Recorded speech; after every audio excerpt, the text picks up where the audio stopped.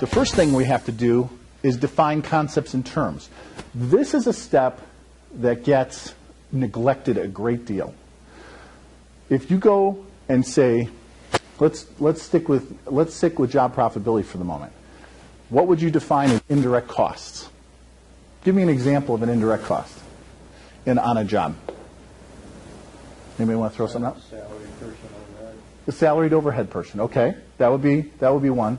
Now, you might consider a salaried person, say an estimator, an indirect cost to a job, but Tomas might think that's just strictly an overhead cost and is not an indirect cost.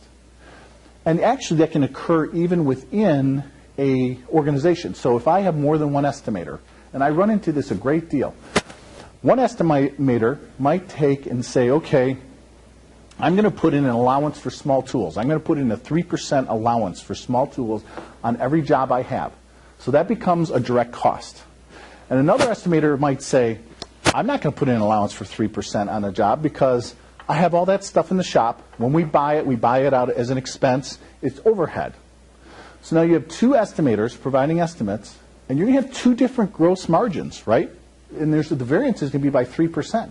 So if you're someone that's reviewing those estimates to see if the estimators are generating profit margins that you can live with, it's going to be different by 3%, and yet it's the exact same job and the exact same amount of expected cost. And that's because no one agreed to what the indirect cost would be. What would they do with small tools? Is it part of the job, or is it not part of the job?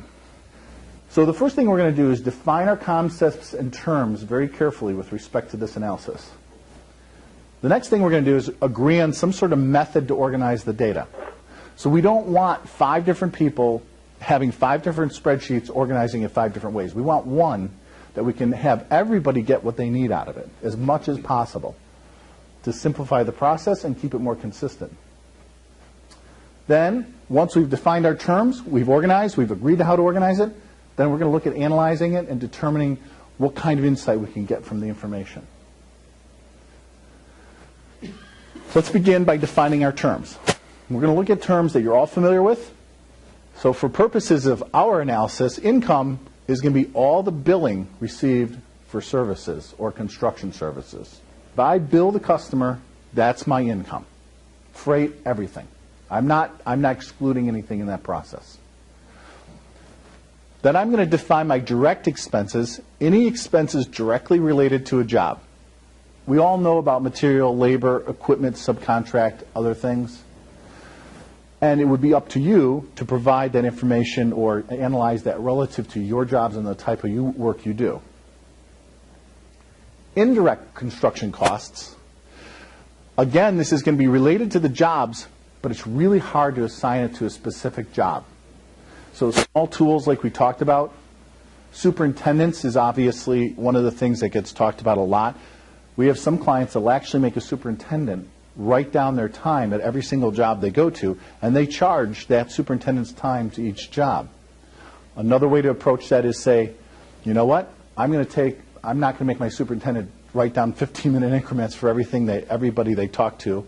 I'm going to take all of his time and I'm going to apply it to my jobs as a ratio for how active that job is in any particular period. So there's a number of ways to do it. What's most important is that you come up with some agreed upon process and it remains the same. And then, of course, we have overhead administration costs.